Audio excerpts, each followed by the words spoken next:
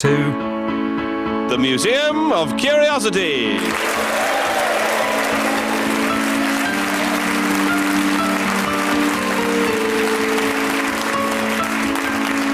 Each week I end the theme tune with a slightly unexpected turn of phrase. This week it's the turn of the unexpected major chord.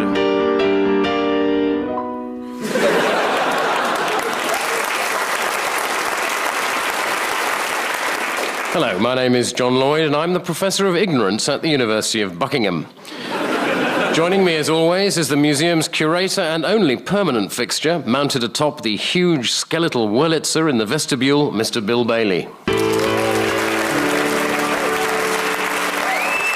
Yes, thank you. As curator and accompanist to the museum, I've been experimenting with my own exhibit for the museum, and that is unusual themes. This week, it's the Russian version of The Archers. I don't know if you're familiar with that.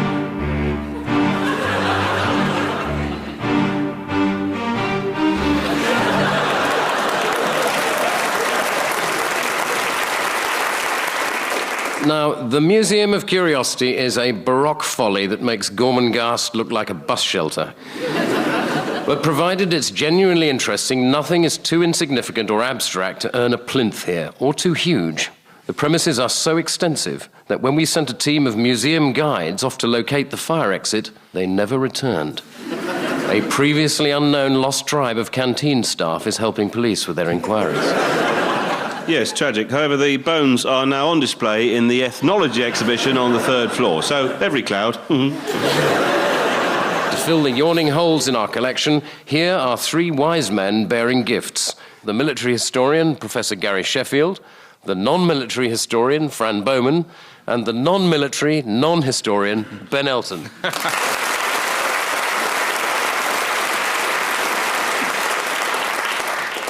Now, before we issue the crowbars and attack the tea chests, let's meet our advisory panel. Fran Bowman is a BAFTA-nominated television presenter who turned a first-class degree in history to practical advantage and is currently writing a history of Lonely Hearts advertisements. She enjoys scuba diving, sailing, long country walks, fireside cuddles, and has a GSOH. Apply box 3095, no weirdos. So, Fran, Lonely Hearts ads, I mean, aren't they a bit recent for a history? Well, they've actually been around much longer than most people realise. I mean, the earliest one I found so far in my research goes back to 1695. And it reads, a gentleman about 30 years of age that says he has a very good estate would willingly match himself to some good young gentlewoman that has a fortune of £3,000 or thereabouts. So it's all about money. And then you get them all the way through the 18th and 19th century, really. And one of my favourites from about 1770 goes, man seeks wife, must have shapely ankle and good cow management skills. A lot of these very early ads basically say, I've just moved to the big city, I don't know anyone, I haven't got much family, I want to find a wife, which is really what a lot of the ads these days on the internet say. So I think that basic human need to find someone because they're a bit lonely certainly hasn't changed at all. It's not much different to going to a club and looking around and going up your damn sinuasking. It's just a different except ritual. that, you know, you can now do a full FBI check on someone, you know, like, you can do it in America, certainly. You can get a phone or a PDA. You know, you're in a club talking to someone, yeah, just give me details, I'll just Google you, get your background. Oh, convictions. I remember Lonely Hearts ad from a paper in Kenya called the Nairobi Star, and it said, Nanyuki farmer seeks woman with tractor, send picture of tractor. Must have good sense of steering. Yeah. Is that still a requirement, the GCOH? The GCOH? No, that's an exam, isn't it? What does that stand for? Good sense of humour. Right, okay. Yeah. Does that occur still, or has that become a bit of a cliché? Well, it's actually quite a recent innovation. I mean, it's only come in since about the 70s, so before that there wasn't a lingo to Lonely Hearts ad, so no, that's still in use. If somebody says, I've got a great sense of humour, I mean, it's very sort of David Brentish, isn't it, really? It's I'm very interesting. I'm really funny. So I'm not sure, you know, sort of... And why humour? Why not another sense, perhaps? You know, smell, perhaps, or... What percentage of your friends have ever done a Lonely Hearts ad? Oh, all my friends now do internet dating. I would say 99% of my friends. I mean, the single ones, one hopes. Maybe the married ones too, who knows. really for the first time, Lonely Hearts ads have become acceptable now that they're on the internet. I mean, through the 18th and 19th century, all the ads will end with something like discretion assured, this is not a joke. But now I think for the first time it's becoming okay to go, yes, actually, I met him on a Lonely Hearts website. Well, ladies and gentlemen, a round of applause, please, for Fran Bowman. Yeah. Gary Sheffield is the Professor of War Studies at the University of Birmingham. He's made a name for himself by debunking many popular misconceptions of war, in particular those about World War I, and he's taught serving officers up to the rank of general. His new book sets the record straight about the experiences of ordinary British soldiers in World War II. Gary, join the army and see the world, meet interesting people and kill them. That's the way, isn't it? It's about the size of it, yes. Yeah. Why do people want to be soldiers, do you think? Very many different reasons throughout history. Some had no choice, they were press-ganged. Many people joined partly because of the chance of going out and seeing different parts of the world, and also the whole factor of comradeship is extremely important. So killing isn't high on the agenda, generally? There is some research which suggests that something like 2% of all soldiers are clinically psychopaths. That is, people who know no fear actually actively enjoy, from the word go, the act of killing. Maybe just 2% of people are psychopaths, you know, bus drivers, people at McDonald's, radio presenters, you know. Certainly in the army, at least, you know, you're bringing something to the job, aren't you? My dad was in motor torpedo boats in the war, and he was decorated and did a lot of very brave and dangerous things. And before he died, I took him out to the pub, and I said, you know, Dad, we really got to have a serious talk about, you know, life and stuff, you know, you're getting on. And I've always wondered, in the war, were you scared? And he went, no, not really. That was the full extent of my dad's emotional... I think we've located a member of the 2%.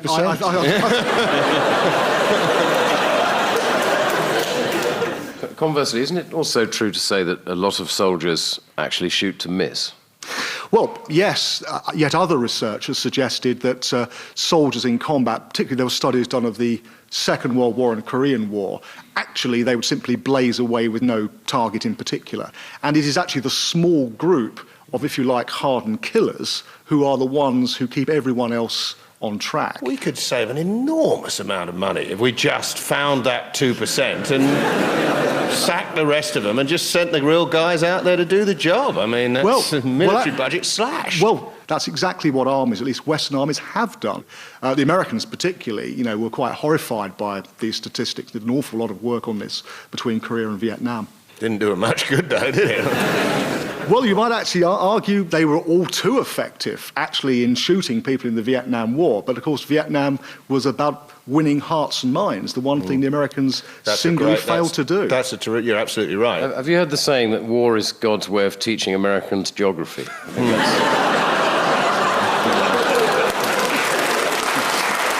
that's... Ladies and gentlemen, Gary Sheffield.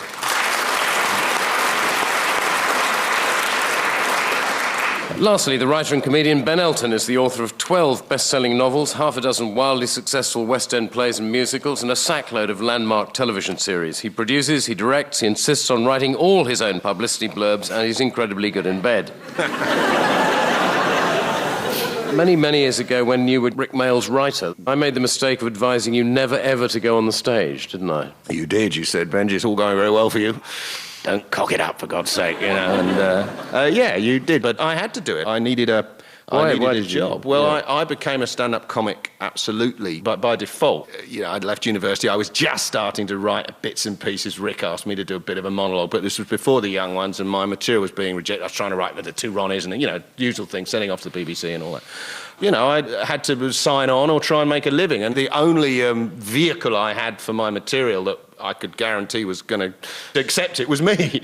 So I auditioned at the Comedy Store and at the Comic Strip and became a comic. But I had no plans to be a comic. The week before I became a professional comic, I had no plans. If that day the BBC had said, you know, you've got a sketch on the Rons, I probably wouldn't have become a comic. But having become one, I soon realised it was a great sort of medium for ideas. There are things you can do as a stand-up, sort of the personal approach, the outrage, you know, as opposed to creating a character or whatever. And how long was it before you sort of got to like it? Quite a long time. At first, it really was a horrible job. Those days, 1981, and 82, they were unpleasant times. They were very violent times. I mean, the first gig I ever did, you could smell the smoke of the Brixton riots. There was genuine rioting right across the country. This is 3 years before the miners' strike, which we always think of as really the start of the 80s Civil War, but it started long before that. And the rise of Sade. Exactly. They were horrible, nasty gigs with people heckling all the time. These were not witty heckles. I lived in search of the witty heckle, this great dream that audiences are filled with fabulous sort of witty people who, no, they were just a bunch of yobs, I did hear one very good heckle once. It was a bloke, he came on stage and he had a strawberry prop sellotape to his guitar, and somebody shouted out, "What'd you come on stage with a stupid prop like that for?" And before he could get a word out, the heckler said, "I was talking to the strawberry."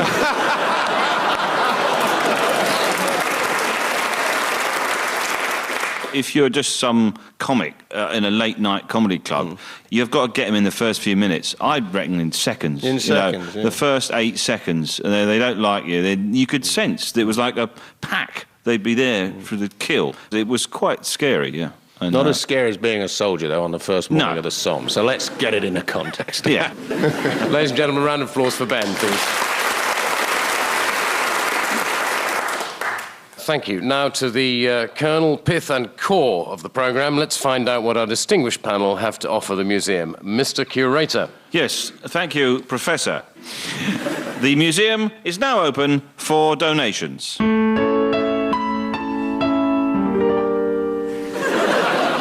Indicates it's now open. Frank, could you give us your submission, please? My submission is a pineapple. Okay. Right, that's fine.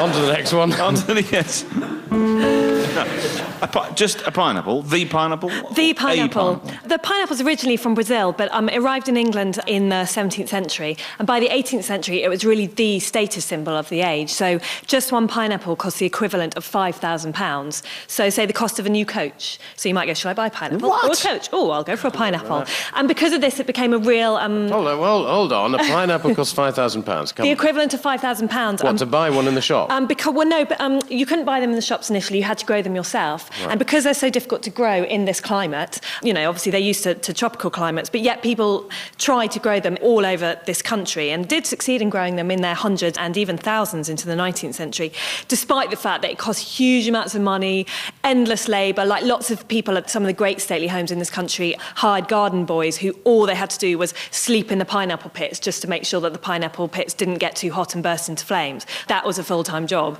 That's been quite hard, isn't it? That's hard garden boys.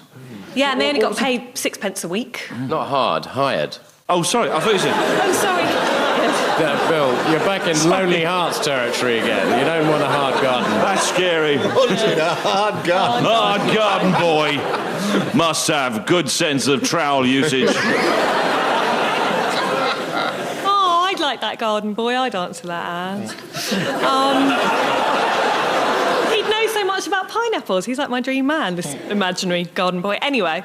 Really, knowing about pineapples is one of the things you put down on your internet that's site. what I'd put down. You spent... How long did it take you to write this book? I've been working on the history of the pineapple for about 10 years. Good grief. I mean, people say to me, how can you write a whole volume on the history of the pineapple? But honestly, if anyone would let me, I could write you 20 volumes on the history of the pineapple. But do they let you, though? You don't let you? No. Sadly not, annoyingly. But because they became such a status symbol, people didn't even eat the pineapple in the 18th century. They'd just take it to parties under their arm just to show off to all their guests how rich they were. They'd pass it around from person to person until it began to rot. It's still like that in the West Country, though. Here, look at that, the Baileys showing off again. Could you rent pineapples? You could rent pineapples, particularly in North America in the early days there, when, again, pineapples became a real status symbol. You could rent pineapples for the day just to show off at your party. That's hilarious, isn't it? He's the kind of guy who has a rented pineapple. I despise him. Did any other fruits get even close to this kind of status? I mean, was the prickly pear something you could sort of trump a pineapple with, or was there literally nothing to beat them? Like I spurn your banana. I mean, this is astonishing. You aren't winding us up. Yeah, people just sort of have them in tins now, and it's not such a big deal, really, with pineapples. Yeah, I mean, when I have a pina colada, I still think of it as pretty luxurious. I mean, I think it still has, some bit of exoticism around it. I don't know, what do you think? Well, I certainly think, yes, it livens up any dinner party, There doesn't you it? go. Oh, yeah, I wear it round my neck still in the P. Diddy style. The only thing is, you do want to be careful from eating too much pineapple. Right. In 1800, somebody called Rose Aylmer actually died from eating too much pineapple. The thing is, the pineapple is the only creation of nature's that has this enzyme in it called bromelain. It's an enzyme that basically digests protein, which effectively means it's flesh-eating. So you know sometimes you eat a pineapple and you get like funny tingly lips? What it's doing is it's eating your flesh. Eating your flesh. You are, I mean, this is, we've gone from it, £5,000, nobody ate them, to if you did eat them, it ate you. I mean, this is insane. I can't wait. I'm going to get them to get a book. I did come across a soldier who missed the end of the First World War because he bought a very large tin of pineapple chunks and has stuffed the whole lot and was so violently ill he was then in a hospital for the last attack of his battalion and missed the war. That strikes me as rather a lucky tin of pineapples. Missed the last battle. I mean, you know, Wilfred Owen should have had a tin of pineapples. I mean... One worrying security issue with having pineapples in the museum is that the chemical that's in pineapples, it's the only source of bromelain in the world, isn't it? It is, yes. And one weird effect of this flesh-eating thing has that workers in pineapple factories, it removes their fingerprints. So the problem would be if you did exhibit a pineapple and somebody were to steal it, they might actually get away with it. It's really This is odd. the next Bourne ultimatum film, isn't it? Yeah. He wakes up with his hands clasped on the two pineapples. Who am I? I don't even know. OK, for the purpose of the museum, you have to explain how we're going to exhibit this thing. Is it going to be a pineapple? We can't have a rotting one. It'd be smelly. I would really like a fresh pineapple in all its glory, with its crown and its skin and all its fabulousness. Maybe one could sort of embalm it or something so it wouldn't go too mouldy. OK, an embalmed pineapple. That's a special interest room, I think, that one. So that's pineapples in the museum. Thank you very much.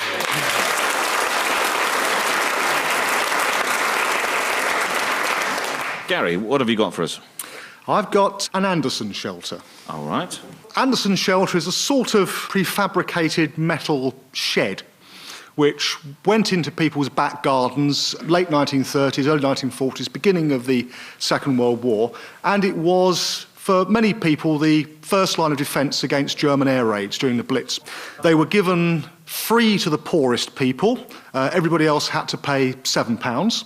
And for your £7, men from the council would bring along a series of corrugated metal sheets. You then had to dig a 3-foot pit, and you would then sort of sink the thing into the pit. You would pile earth on top, and it was an air raid shelter, which proved to be incredibly useful. Now, I've chosen this as a symbol, really, of the British home front in the Second World War, because it's both a symbol of, you know, the dreadful things of war, of death and destruction and deprivation and the rest of it, but also somehow I find the Anderson shelter a sort of symbol of hope and optimism and survival. I like the fact you're saying that it was a symbol of the kind of British toughness, resilience. I've got a book here. This is the Instructions for American Servicemen in Britain in 1942, and it talks about the British. It says, the British are tough. Don't be misled by the British tendency to be soft-spoken and polite. If they need to be, they can be plenty tough. The English language didn't spread across the oceans and over the mountains and jungles and swamps of the world because these people were panty waists. What's a panty waist? Well, I was hoping you were going to tell me, actually. But I think we should bear in mind that people of that generation, which is only a couple of generations ago, were tough. Yeah. On the Anderson shelter, were they effective? I mean, obviously not from a direct hit, but is there evidence that they did save a lot of lives? Oh, undoubtedly. Yeah. I mean, it was supposed to be proof against anything but a direct hit. Right. And certainly it's built on the same principle as trench fortifications in First World War, basically protection against blast, in effect in a trench, and undoubtedly it saved a number of lives. I mean, the reason why it was ineffective to an extent was that simply people would not go into them because it was so cold and uncomfortable and all the rest of it. But yeah. Gary, one of the things that you've started on the Second World War is to overturn some misconceptions about the Home Guard. So you've got Dad's Army in your sights, have you? What's the biggest misrepresentation about that? Don't tell him, Pike.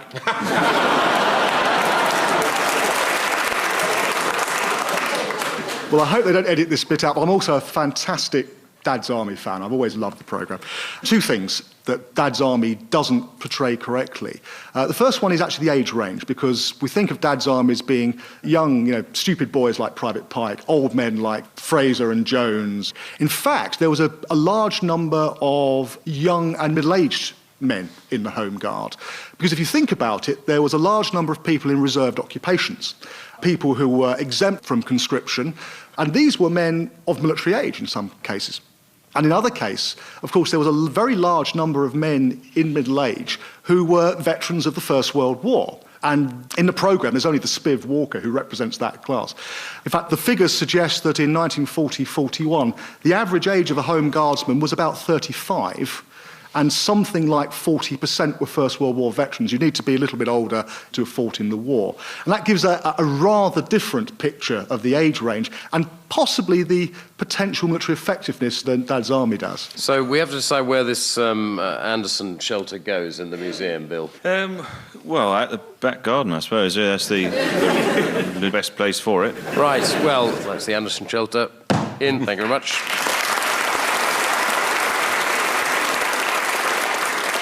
Finally, Ben, what would you like to add to our collection? Well, I've chosen to bring the concept of privacy to the museum, because it's a museum of curiosity, and I think privacy is fast becoming an old-fashioned curiosity, something that people will understand less and less as the fleeting days go by. Orwell's nightmare vision of the future, set out in 1984, has as its central and terrifying oppressive feature the concept of being continually observed, not only in the streets but in the home. In fact, Winston Smith, the hero, briefly believes he's found a place in which to be private, only to discover a hidden television camera in the room.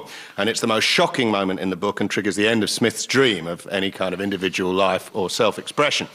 Now, I think today Orwell would perhaps not be surprised to learn that his vision has come entirely to pass. What would shock him utterly is that this hellish idea has not been imposed by some fascistic oligarch or government, but in fact we've brought it on ourselves. We've not only embraced it and we've welcomed it, from CCTV in the streets to the webcams in our bedroom. We have become our own Big Brother. Privacy isn't dead. Well, if it's not dead, it's terminally ill, and we're certainly hastening its demise. What I'm saying is this: the idea of exposing yourself has become not just sort of something that, people are encouraged to do, but people want to do. I mean, more and more people are stripping naked on TV. I mean, it doesn't matter what your body's like, you strip off and you tell people how crap your sex life is. I mean, it's extraordinary, isn't it? I mean, those two horrendous old Harrod and Bullen, Skinny and Tranny or whatever their bloody names are, but... I mean, seriously, what an extraordinary way to run a get someone, strip them naked, and then say, how crap are you? Well, I'm really awful, I've got no confidence, my husband hates me, my kids laugh at me. Well, you need a new bra! Put the new bra on. How do you feel? Oh, I feel empowered, I've been made over, I'm a new woman. We've given up on any sense of ourselves, and yet we try to expose ourselves at all time.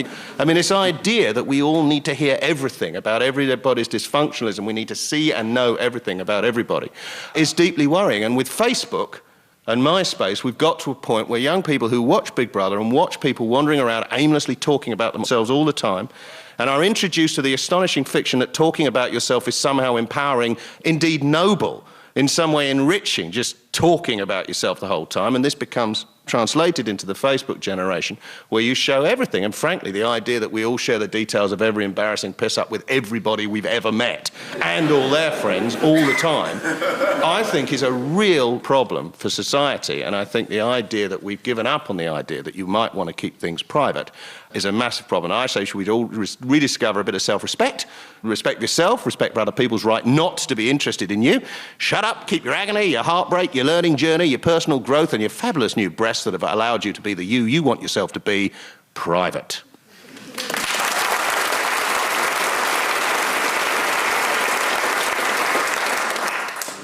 Yes, you say that.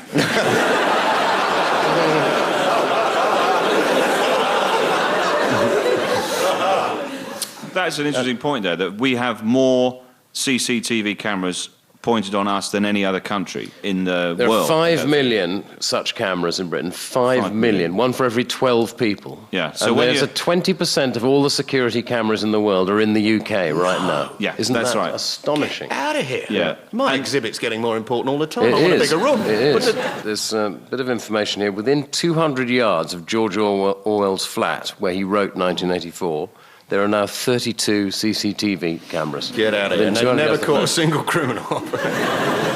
It's a great organisation called Privacy International, which gives out Big Brother awards to individuals or organisations that threaten personal privacy. And since 1998, over 40 ceremonies have been held in 16 countries, giving out hundreds of awards to what it calls Britain's most greedy, incompetent, manipulative mandarins and organisations.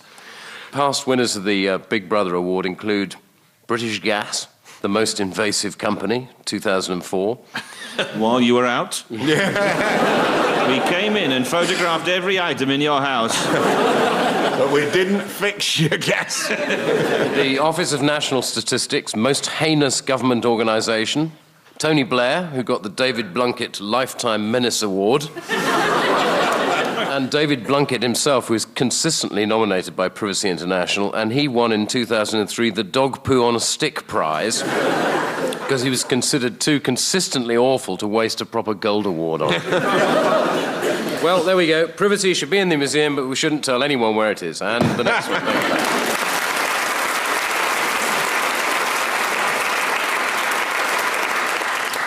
So, Bill, earlier on, we asked the audience to come up with some Lonely Hearts ads for historical personalities. Do you have any that you'd like to read us? I've got one here. Nicholas Parsons.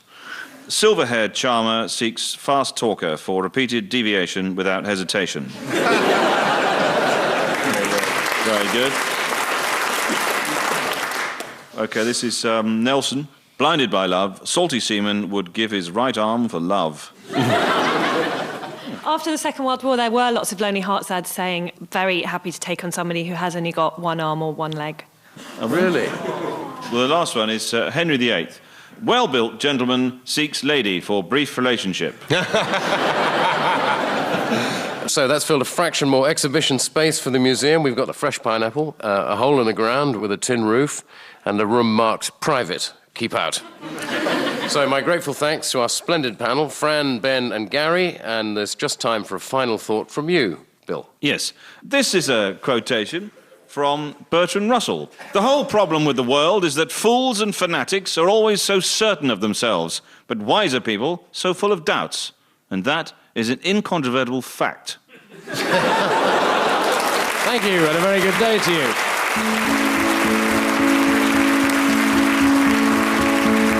The Museum of Curiosity was curated by John Lloyd and Bill Bailey, with research by James Harkin, Xander Cancel and QI. The exhibits were kindly donated by Fran Bowman, Ben Elton and Gary Sheffield, and the producers of Curiosity were Richard Turner and Dan Schreiber. If you're the curious sort and you'd like to snoop around the museum's exhibits and prod them, please make your way to the Radio 4 website.